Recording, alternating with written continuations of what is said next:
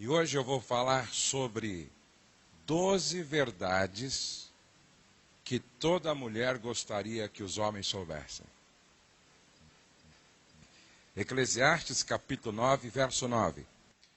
Goza a vida com a mulher que amas, todos os dias de tua vida fugaz, os quais Deus te deu debaixo do sol. Porque esta é a tua porção nesta vida, pelo trabalho com que te afadigaste debaixo do sol. E aí vamos ler aos Efésios, capítulo 5, verso de número 25 a seguir. Maridos, amai vossas mulheres como também Cristo amou a igreja, e a si mesmo se entregou por ela, para que a santificasse, tendo-a purificado por meio da lavagem de água pela palavra, para apresentar a si mesmo igreja gloriosa, sem mácula, nem ruga, nem coisa semelhante, porém santa e sem defeito. Assim também os maridos devem amar sua mulher como ao próprio corpo. Quem ama a esposa, a si mesmo se ama, porque ninguém jamais odiou a própria carne, antes a alimenta e dela cuida. Antes a alimenta e dela cuida. Dá para repetir comigo? Antes a alimenta e dela cuida, como também Cristo faz com a igreja, porque somos membros do seu corpo. Porque somos membros do seu corpo. O marido tem o papel principal, básico e fundamental para que o casamento e a família funcionem bem.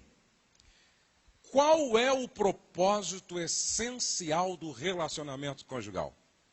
Qual é o propósito essencial do relacionamento conjugal? Ajudar o outro a ser melhor. Dá para repetir comigo? Ajudar o outro a ser melhor.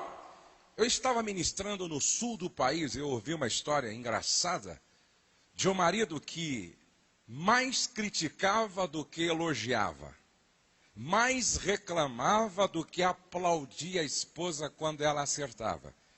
Aí um dia ele acordou e quando ele foi tomar o café estava amargo. Como a esposa estava dormindo, ele resolveu deixar um bilhete com a crítica. Olha que bilhete romântico. O café estava amargo, ou o café da garrafa térmica está amargo.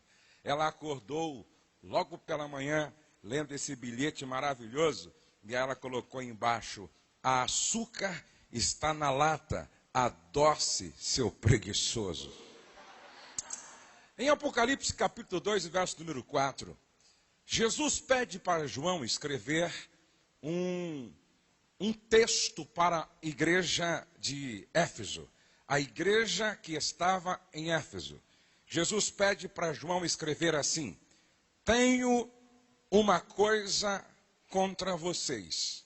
E é interessante que uma esposa pegou esse texto, escreveu em um papel e deixou com o bilhete para o marido ler logo pela manhã. E ela então colocou assim: palavras de Jesus para a igreja de Éfeso, ela adaptou para o seu marido.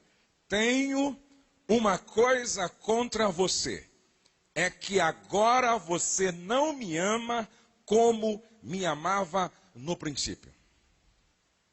Tenho uma coisa contra você, é que agora você não me ama como me amava no princípio. Amados, eu costumo dizer o seguinte: não é difícil casar, difícil é manter a chama acesa no casamento. Não é difícil casar, difícil é viver casado e feliz. A pergunta hoje é esta: quais são as 12 verdades que toda mulher gostaria que os homens, os maridos soubessem? Primeiro, toda mulher quer ter ao seu lado um homem que reconheça a importância da intimidade. Toda mulher quer ter ao lado um homem que reconhece a importância da intimidade. Gênesis capítulo 2, verso 24 diz assim: tornando-se os dois uma só carne. As mulheres anseiam por intimidade. Sexo não é intimidade. Ele pode fazer parte da intimidade, sem dúvida, mas não equivale à intimidade. Todos nós precisamos viver a vida a dois com esta consciência. Sem intimidade, nem todos os tesouros do mundo conseguem satisfazer nossa fome de afeto. Enquanto não experimentarmos a intimidade, nossos corações continuarão inquietos, angustiados e insatisfeitos. Afinal de contas, o que é intimidade? Viver é se revelar. Dá para repetir comigo? Viver é se revelar. Diga, casar é conhecer. Mais forte, casar é conhecer. O relacionamento conjugal é um processo extremamente revelador. No entanto, quantas vezes investimos nossa energia para esconder do outro o que realmente somos? Intimidade implica em revelar nossos segredos. Intimidade implica em revelar os nossos segredos. A intimidade exige que deixemos outra pessoa descobrir o que nos emociona, o que nos inspira, o que nos motiva, o que nos angustia, nossos desejos, nossos receios, nossas falhas, nossos sentimentos mais mesquinhos, os sonhos loucos e maravilhosos que guardamos em nossos corações. O que é intimidade? Intimidade é o processo de revelação mútua que nos leva a nos entregarmos completamente a outra pessoa no mistério que chamamos de amor. Qualquer ser humano tem uma profunda necessidade de ser conhecido. Qualquer ser humano tem uma profunda necessidade de ser conhecido. Dentro de cada um de nós existe uma história que precisa ser contada. Dentro de cada um de nós existe uma história que precisa ser contada. Intimidade significa compartilhar nossa história. Dá para repetir isso? Intimidade significa compartilhar a nossa história. Sabe o que muitas mulheres gostariam de dizer para o marido? Antes de você reclamar da adulta que sou, procure conhecer um pouco da criança que fui. Conheça a minha história. Intimidade é compartilhar nossa história. Compartilhar nossa história nos ajuda a lembrar quem somos, de onde viemos e o que é mais importante em nossa vida. Compartilhar nossa história nos mantém sadios, sãos. A intimidade nos resgata deste mundo de faz de conta. É dessa forma que a intimidade funciona como um espelho que reflete o nosso verdadeiro eu. Precisamos de intimidade física. Isso tem a ver com o papel dos nossos sentidos no relacionamento interpessoal. Intimidade emocional, intelectual, espiritual. E a pergunta é a seguinte: há quanto tempo você está casada com o teu marido? Há quanto tempo você está casado com a tua esposa? Você a conhece? Você conhece a sua história? Olhem todos para cá, por favor. Vamos fazer aqui um teste. Vamos ver se você, marido, conhece o mapa afetivo da tua mulher. Vamos ver se há intimidade entre vocês. Primeiro, você sabe qual é o sonho que ela mais deseja realizar? Qual é o sonho que a tua esposa mais deseja realizar? Você sabe qual é o maior medo dela? Você sabe qual é a música ou o hino preferido dela? Você sabe qual foi a melhor experiência da infância dela? Você sabe qual é o prato preferido da sua esposa? Você sabe qual é a data de aniversário do seu casamento? Você sabe qual é o dia e o ano que a sua sogra faz aniversário? Aí é querer demais, não é? Você seria capaz de descrever como foi o dia dela hoje? Você seria capaz de descrever como foi o dia dela ontem? Qual foi a sua agenda de atividades ontem? Você sabe qual é o presente que ela mais gosta de receber? Se é que você dá presente. Você sabe qual é a sobremesa preferida dela? Escute, gente. Quando há intimidade, conhecemos o mapa afetivo do outro. Quando há intimidade, conhecemos o mapa afetivo do outro. Segunda verdade. Toda mulher quer ter ao seu lado um homem que compreenda antes de ser compreendido. Toda mulher quer ter ao seu lado um homem que primeiro compreende, para depois ser compreendido. Amar é saber ouvir com sensibilidade. Sabe qual é uma das maiores reclamações das mulheres?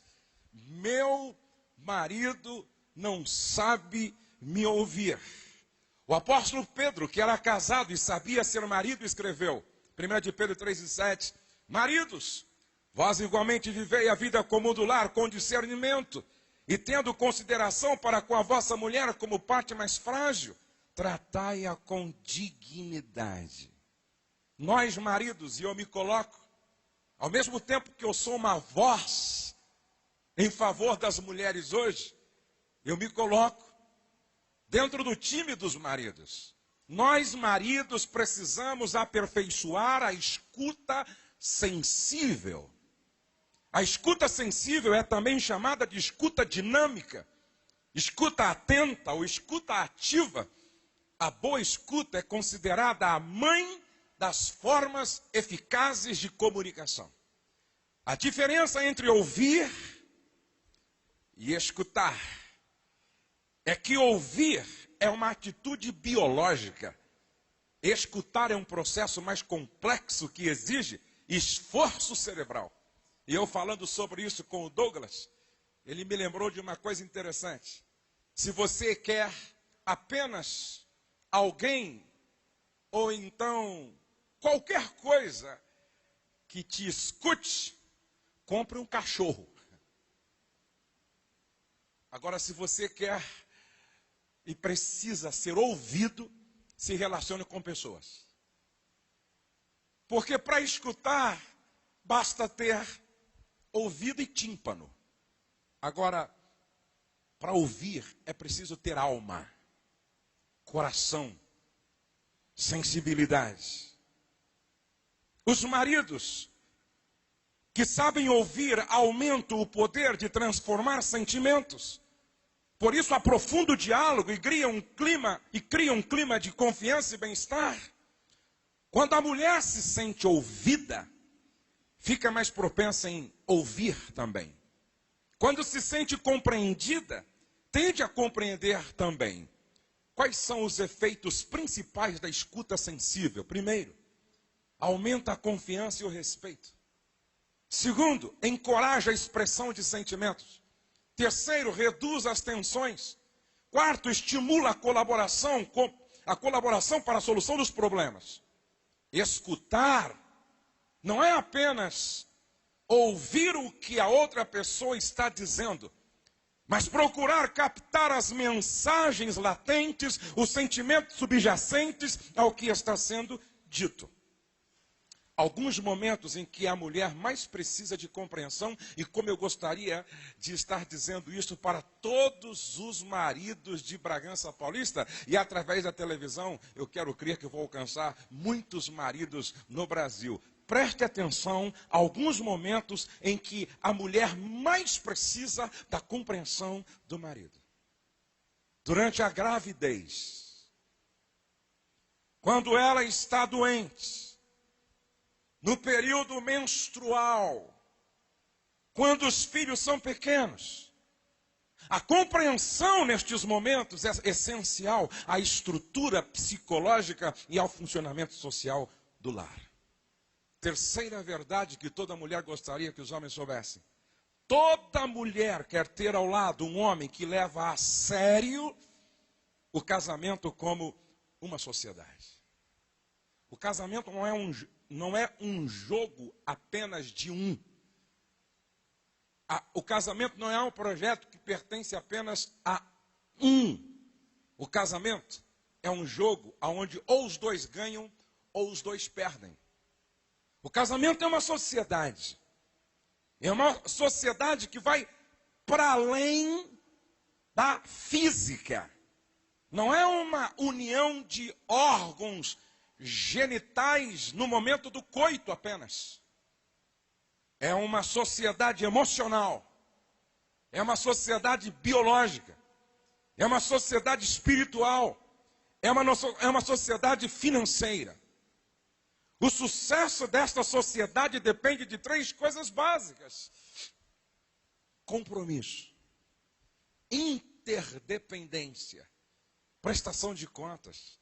Depois que uma pessoa se casa, ela já não pode mais dizer: ninguém tem nada a ver com a minha vida. Depois que uma pessoa se casa, não tem como dizer: nem minha mãe perguntava tanto assim como você está perguntando, porque o sócio tem o direito de perguntar tudo sobre a sociedade. Quarta verdade. Eu acho que isso muitas mulheres gostariam de dizer para os maridos, ó. A maneira como você trata meus pais e a minha família de origem revela a verdade sobre o quanto você me ama. A maneira como você trata os meus pais e a minha família de origem revela a verdade, o quanto você me ama. A coerência, olha, veja só, veja a incoerência. À noite, os dois estão se preparando para aquele momento bonito do diálogo sexual.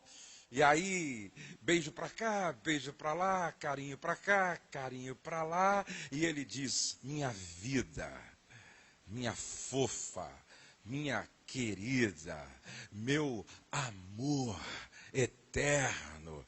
Aí, praticam o diálogo sexual, dormem. Aí no outro dia estão conversando no café da manhã. Ele olha para ela e diz: olha, sabe de uma coisa? Eu odeio a tua mãe. Eu não suporto o teu pai. Os teus irmãos são malas sem alça. Aí ela fica olhando assim e perguntando para si mesma: que amor é esse? Amar é respeitar e tratar com dignidade as pessoas que são importantes para a pessoa amada. Eu vou repetir isso. Amar é respeitar e tratar com dignidade as pessoas que são importantes para a pessoa amada.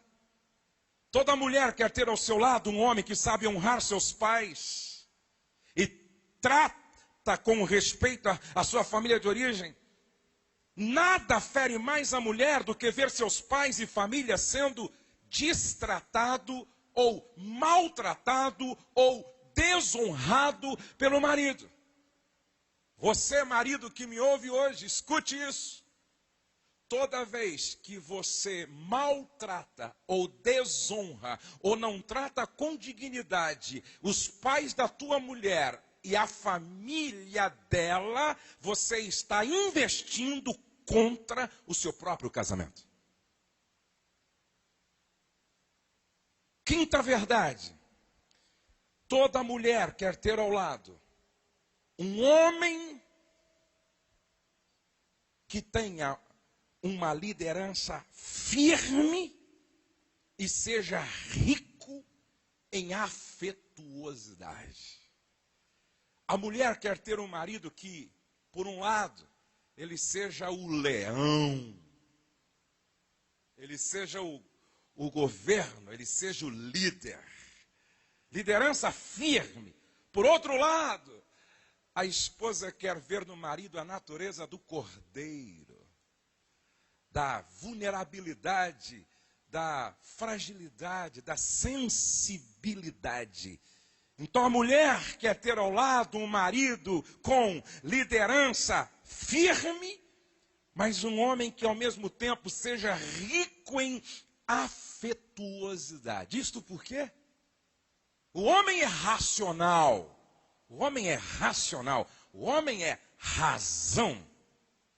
A mulher é toda emoção. Talvez seja por isso que a serpente foi lá no jardim do Éden primeiro tentar convencer a Eva.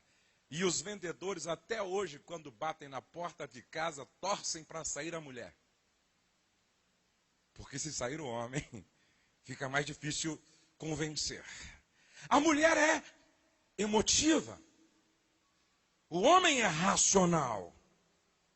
Eu acho que esta frase aqui, ó, toda mulher gostaria de poder dizer para o homem: antes de tocar o meu corpo, toque a minha alma com atitudes de afetuosidade. Nós homens somos rápidos para tocar o corpo e vagarosos para tocar a alma. Quantas mulheres se sentem usadas como depósito de sêmen? Quantas mulheres se sentem usadas pelo marido que apenas se preocupa em satisfazer sua necessidade quase que fisiológica?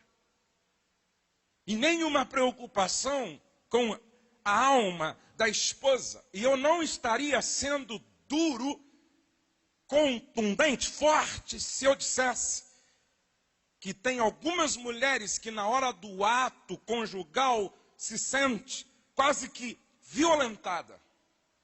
Porque não há nenhuma sensibilidade no homem, não há nenhum cuidado, nenhuma preocupação com a sua alma, com as suas emoções. Toda mulher quer ter ao lado um homem que sabe dar valor ao romantismo no relacionamento. Quando eu falo que o casamento é uma construção, o que é o amor sacrificial nessa construção? É o alicerce.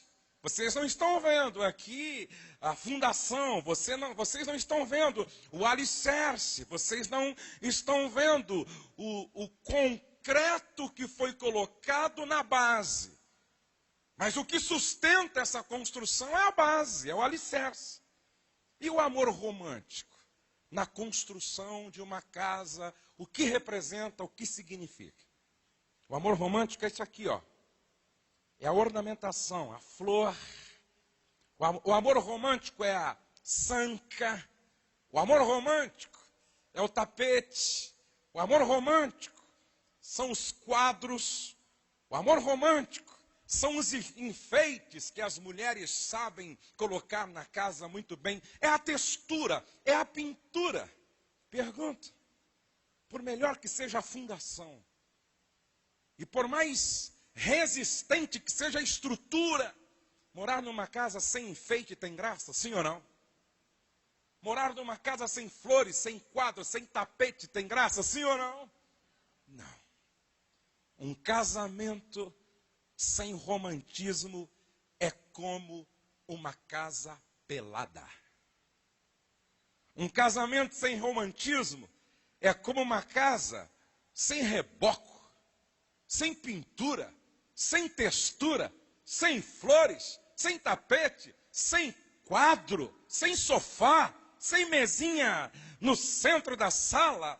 Um casamento sem romantismo é como uma casa sem ornamentação, sem graça, sem vida, sem brilho, sem gosto, sem tempero, sem sabor. Quantos são casados aqui? Levante a mão, por favor. Todos os casados. No seu casamento tem romantismo? Hã? Toda mulher quer ter ao lado um homem que sabe dar valor ao romantismo no relacionamento. Se o homem se excita pelo que vê, e por isso as esposas devem se preocupar com o seu cabelo, com a sua pele, com a sua roupa, com a sua sandália, com as suas unhas. Se o homem se excita pelo que vê, a mulher muito mais pelo que ouve. E é interessante que às vezes você encontra uma mulher tão bonita que com um rapaz não tão bonito assim. E aí você pergunta, que mistério há nisso aí? É porque a mulher, o homem o homem ouve com os olhos. E a mulher enxerga com os ouvidos. Vou repetir, os homens ouvem com os olhos. E as mulheres enxergam com os ouvidos. Olha o que está em Cantares 2:2. Capítulo 2, verso 2. Como um lírio entre os espinhos, assim é a minha amada entre as outras mulheres. Qual é a mulher que não gosta de ouvir isso? Olha o que está em Cantares 2, verso 4.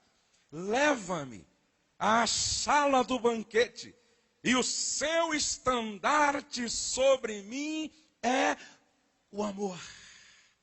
Leva-me à sala do banquete.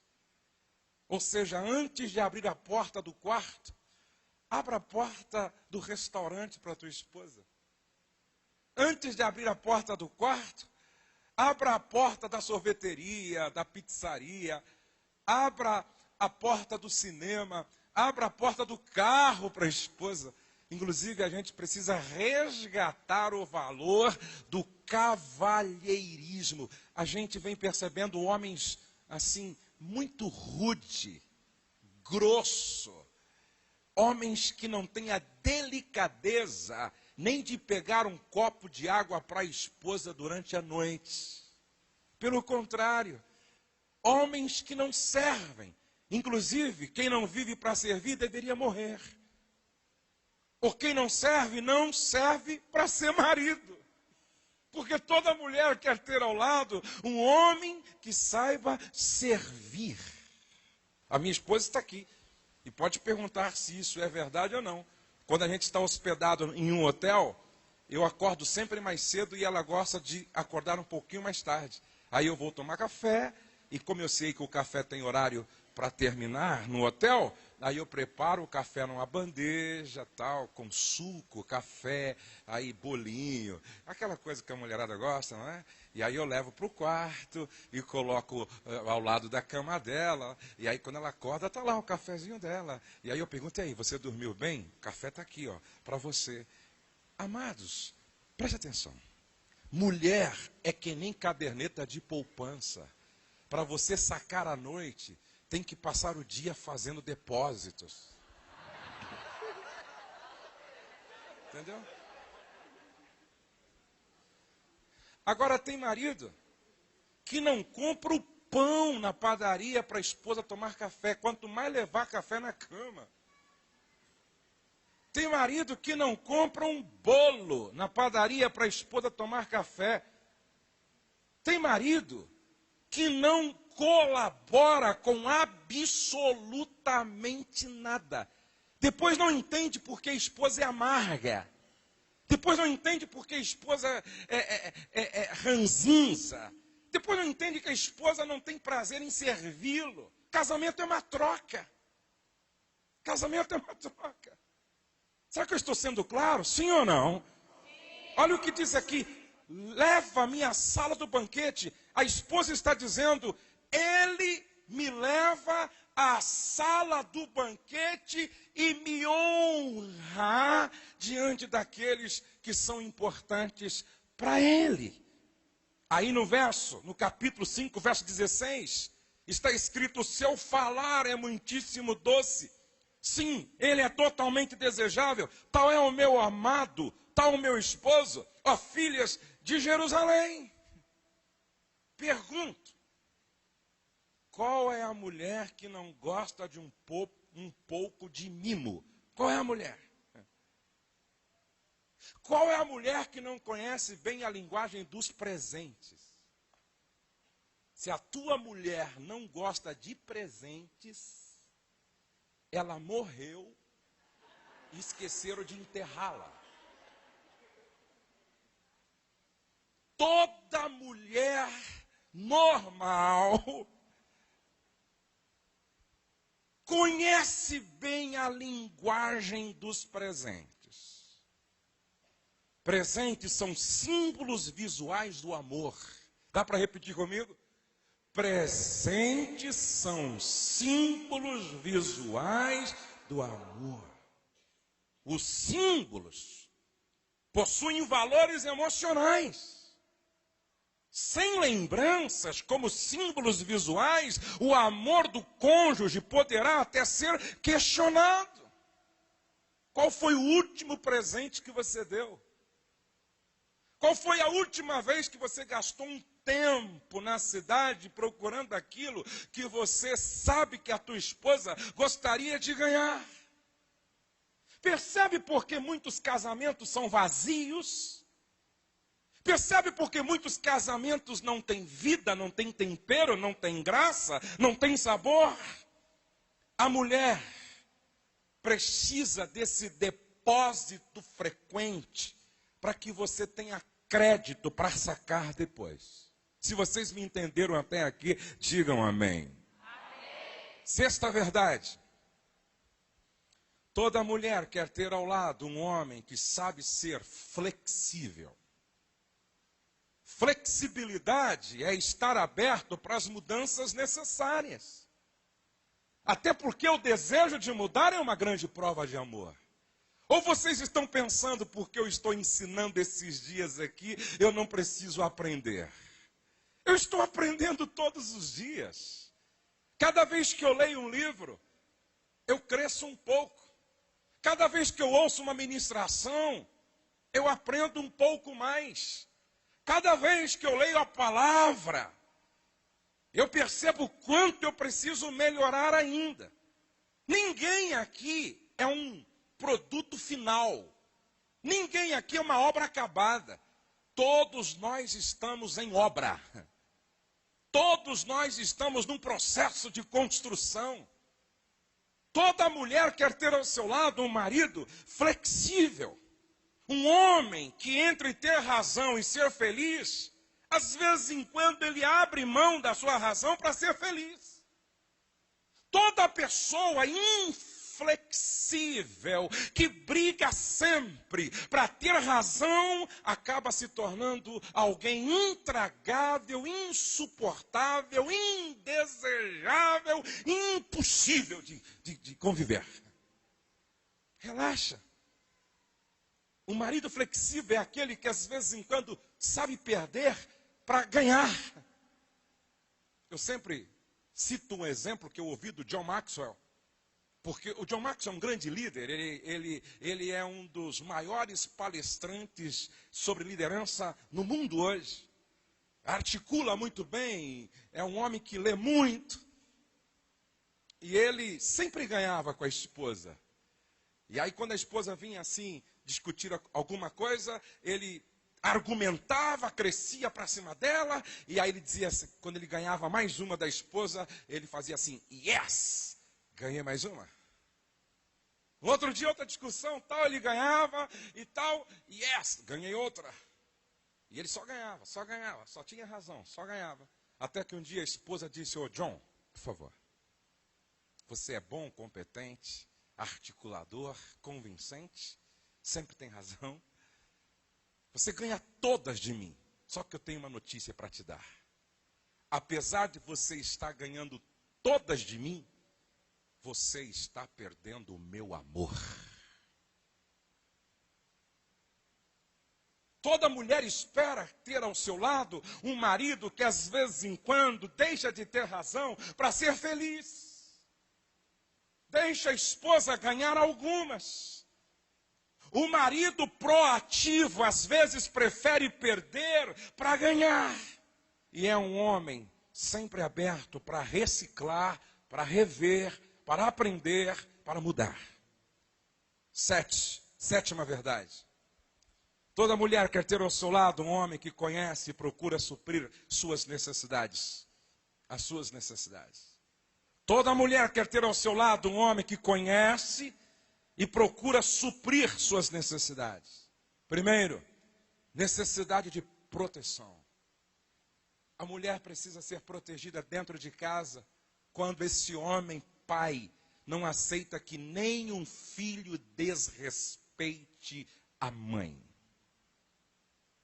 A mulher tem essa necessidade de ser protegida dentro de casa por esse homem que está ao seu lado. Necessidade de ser protegida fora de casa. Necessidade afetiva. Necessidade afetiva sexual. Necessidade de reconhecimento do seu valor.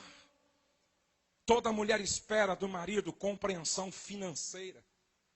Nenhuma mulher gosta de viver ao lado de um homem que dá como se estivesse dando uma esmola. Nenhuma mulher gosta dessa dependência de esmola do marido. Porque tem marido que é difícil abrir a mão. E quando abre, fala o mês inteiro do que fez para a esposa.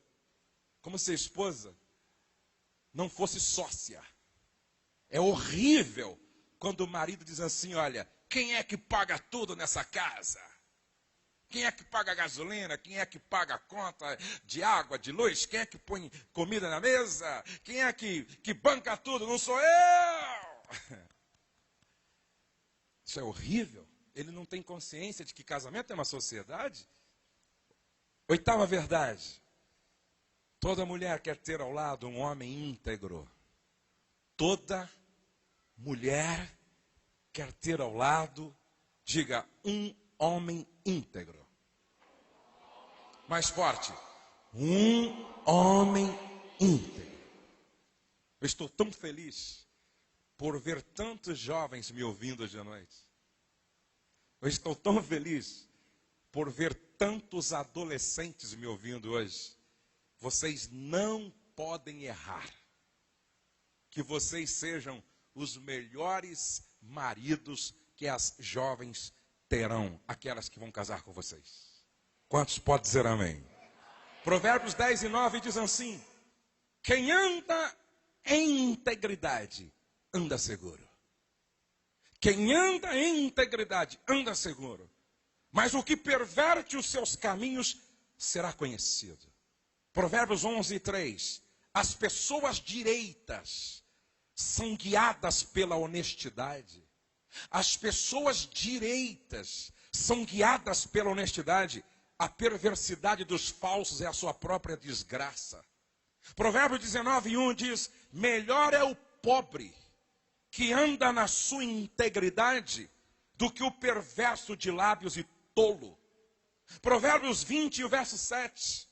Como são felizes os filhos de um pai honesto. Como são felizes os filhos de um pai honesto e direito. Escute isso, por favor.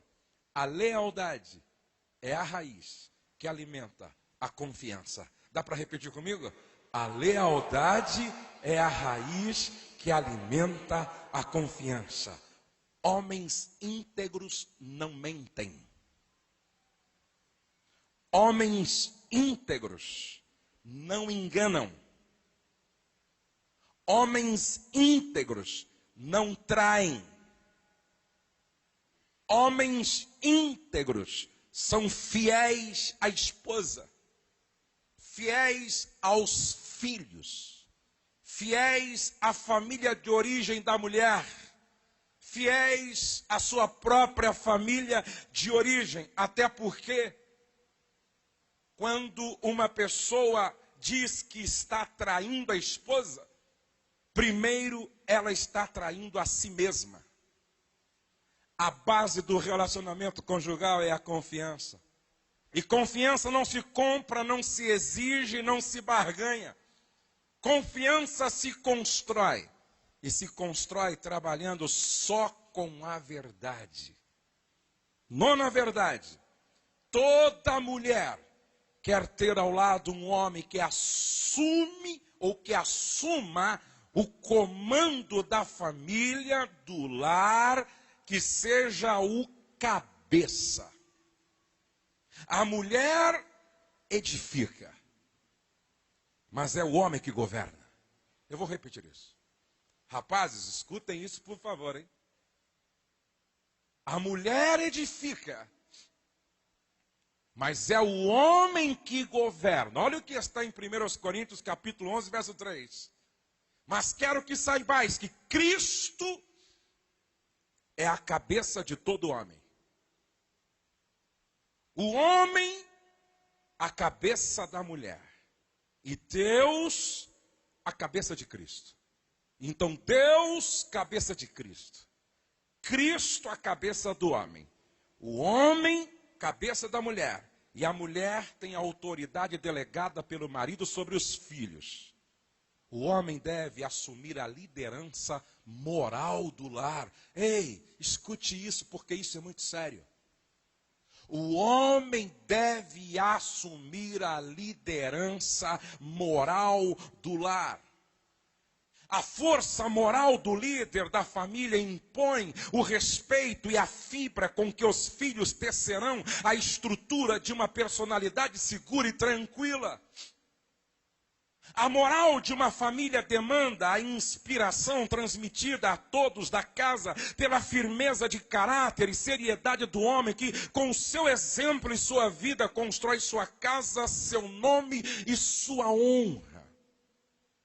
O que acontece quando o homem não assume a liderança moral da família por causa da sua vida dupla? Insegurança, instabilidade emocional e desorientação social dos filhos. A missão do marido é amar e liderar. Dá para repetir comigo? A missão do marido é amar e liderar. Liderança com firmeza e humildade. 10ª verdade: toda mulher quer ter ao lado um homem que exerce a missão de profeta e sacerdote do lar. Diga: profeta e sacerdote. Mais forte: profeta e sacerdote. Olha o que está escrito no livro de Jó, capítulo 1, verso 5. Quando terminava uma rodada de banquetes, Jó se levantava de madrugada e oferecia sacrifícios em favor de cada um dos seus filhos para purificá-los. Jó sempre fazia isso porque pensava que um dos filhos poderia ter pecado, ofendendo a Deus em pensamento. Toda mulher quer ter ao lado um homem que assuma essa posição de profeta e sacerdote, porque é um homem que leva a Deus a sério. Um homem comprometido com a palavra do Senhor. Um homem que junto com a esposa toma iniciativa para o culto doméstico. Escutem, à luz da Bíblia, o homem deve assumir a responsabilidade pelo desenvolvimento espiritual da esposa e dos filhos. Salmo 128, verso 1 e o verso 4. Assim como Cristo exerce o papel de profeta e sacerdote de sua noiva, o homem assume a liderança espiritual do lar. Do mesmo modo como Cristo santifica, purifica, lava e apresenta sem mácula a sua noiva, o homem zela pela espiritualidade cristã da esposa e filhos. 11ª verdade: toda mulher quer ter ao lado um homem visionário e sonhador. Diga: visionário e sonhador. Mais forte: visionário e sonhador. É interessante que quando José ia chegando até o lugar onde os seus irmãos estavam, José, filho de Jacó, quando ele ia chegando no lugar onde os irmãos estavam, eles gritaram em relação a José: vem lá o sonhador. O homem visionário, sonhador, é otimista. O homem visionário pensa e sonha grande. Meu irmão marido, qual é o tamanho dos teus sonhos? Como é que você pensa? Você é alguém que pensa grande. Moça, antes de assumir o compromisso definitivo com esse rapaz com o qual você namora, pergunte a ele, qual é o tamanho do teu sonho? Converse um pouco com ele para ver se ele é alguém que pensa grande ou pensa pequeno. O homem visionário projeta o futuro, não com base nas suas limitações, mas ele projeta o futuro com base na grandeza de Deus, na sua vocação, na sua competência. O homem visionário não aceita a mediocridade como estilo de vida, porque a sua busca constante é pela excelência.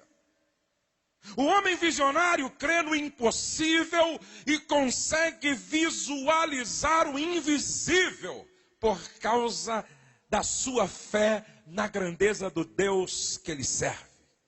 O homem visionário sonha grande e motiva a família a sonhar com ele. Aleluia. O homem visionário sonha grande e motiva a família a sonhar com ele.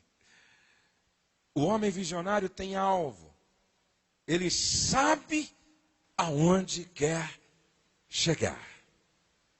12ª verdade. A mulher se sente segura quando o homem demonstra comprometimento com a família. Toda mulher quer ao seu lado um homem que olha para a família e a família para ele é o seu maior patrimônio.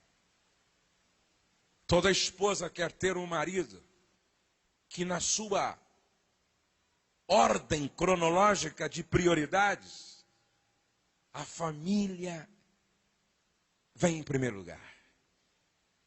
A família deve ser a prioridade do homem.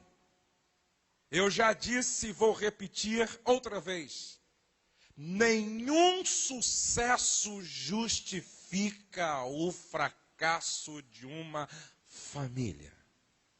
Se o homem for o melhor jogador do planeta, mas perder por causa disto a sua família, sua conquista aos olhos de Deus não faz sentido, não tem valor.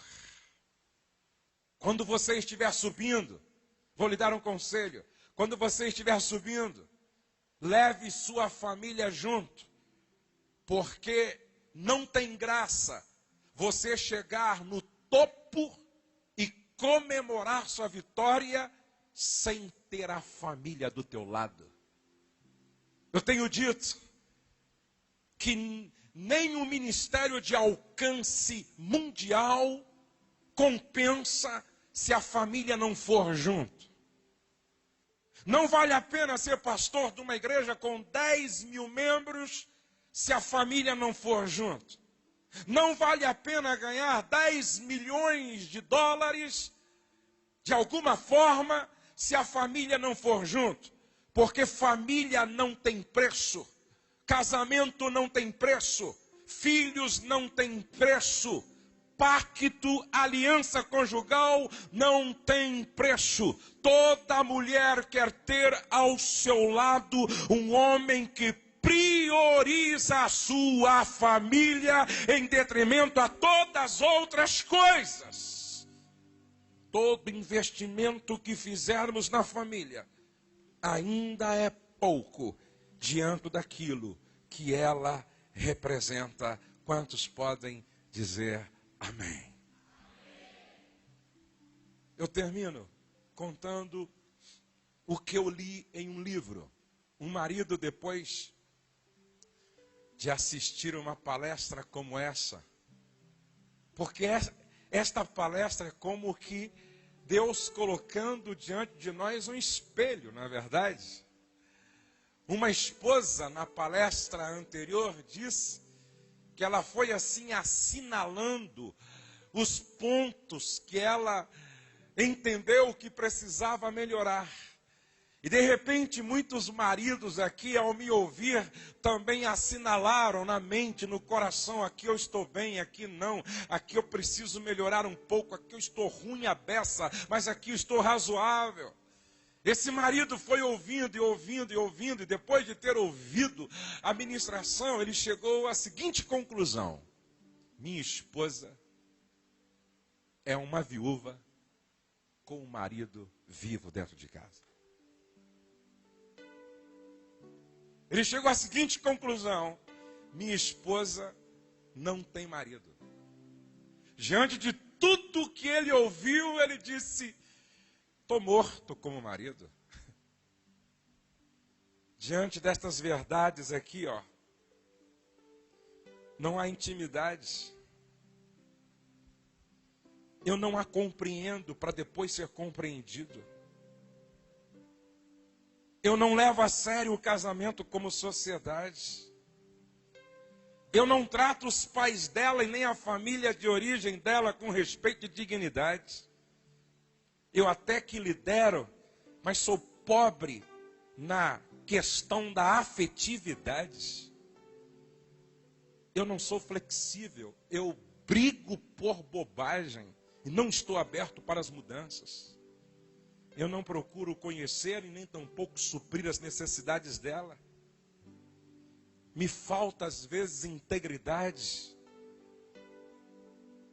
Eu não assumi ainda o comando, a liderança moral do meu lar. Eu não tenho exercido a missão de profeta e sacerdote dentro da minha casa. Eu até que sou um marido sonhador e visionário, mas estou tentando chegar lá sem levar minha mulher, meus filhos comigo. A minha esposa não consegue ver em mim comprometimento com a família. Deus falou com ele, mexeu com ele, alcançou o cerne da alma dele. Ele chegou em casa, ele fez o inusitado, surpreendeu a esposa. Ele não levou flores naquele dia. Ele não levou um presente. Ele levou um coração disposto a mudar definitivamente. E ele pegou uma bacia, colocou água dentro, pediu que a esposa sentasse na poltrona, na sala. Ela não entendeu nada. E quando ela sentou, ele abaixou, tirou suas sandálias, colocou os pés dela dentro da água que estava na bacia. E chorando, ele começou a lavar os pés da esposa, dizendo: eu quero te pedir perdão. Eu quero te pedir perdão pela incompreensão. Eu quero te pedir perdão pelas palavras duras que eu sempre te disse. Eu quero te pedir perdão pela minha indiferença, meu egocentrismo, minha ignorância, minha estupidez. Eu quero te pedir perdão pela falta de romantismo, de sensibilidade. Eu quero te pedir perdão porque eu nunca soube te ouvir com o terceiro ouvido, que é o coração. Eu quero te pedir perdão porque às vezes eu fui áspero, grosso, estúpido, ausente, e não fui o amigo que você sempre contou, ou sempre esperou que eu fosse. Eu quero te pedir perdão porque como pai eu deixei a desejar. E foi lavando os pés dela, e foi lavando os pés dela.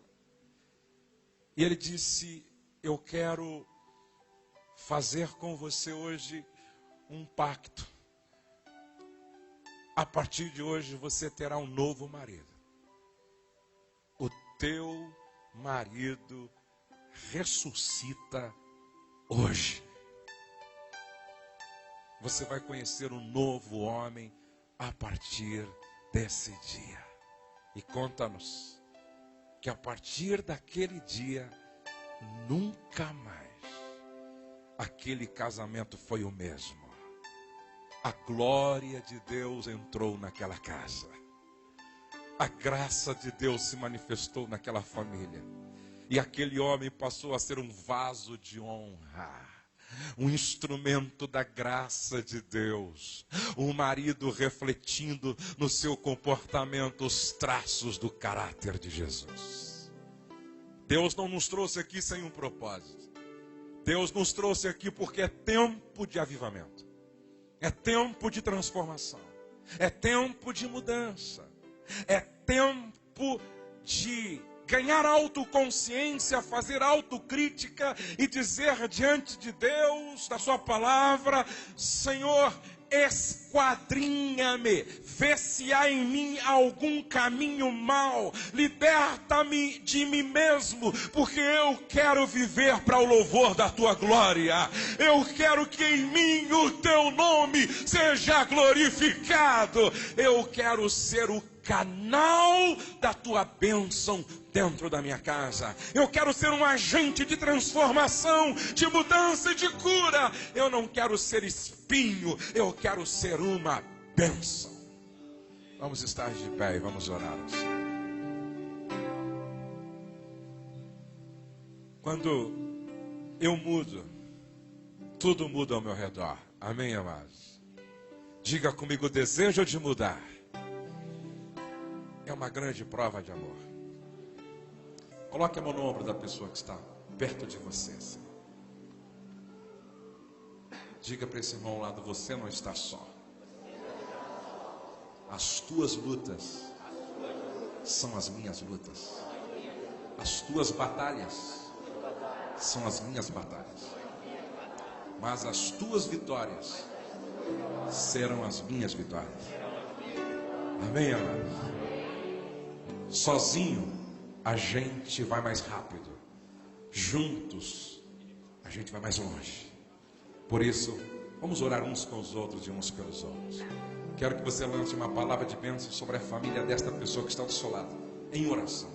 Comece a orar por esta pessoa, por sua família. Nosso Deus e nosso Pai, glorificado seja o teu nome para todos sempre. Glorificado seja o teu nome pela vida de cada família aqui representada, de cada esposa que aqui veio, de cada marido que aqui chegou, de cada filho, de cada filha. O Senhor sabe quem está aqui precisando de um milagre. O Senhor sabe quem está aqui precisando de mudança. O Senhor sabe quem está aqui precisando de transformação. O Senhor sabe quem está aqui precisando de cura para o relacionamento. Tu és um Deus poderoso. Tu és um Deus de ontem, de hoje e de sempre. Tu és o Deus que faz além do que nós pedimos ou pensamos. As pessoas que me assistem através da televisão, através desse DVD, toca também nesta casa, nesta família, neste lar, neste casamento. Toca nestas pessoas de forma extraordinária, de forma poderosa. Alcança famílias, alcança as casas, alcança os lares, alcança as vidas. Faz aquilo que só o Senhor pode e sabe fazer. Deus, quebranta o coração que precisa ser quebrantado. Sara a alma ferida, cura relacionamentos problemáticos, e que algo novo comece a brotar, a ser gerado dentro da família, dentro do casamento, dentro do relacionamento, dentro da casa, e que o teu nome, Senhor, nas nossas casas seja glorificado, e que a tua glória se manifeste dentro das nossas famílias, e que o teu amor, ó Deus, prevaleça no nosso relacionamento, e que a tua graça fale mais alto dentro da nossa casa. Nós repreendemos Satanás, nós repreendemos o adversário, nós repreendemos o maligno e declaramos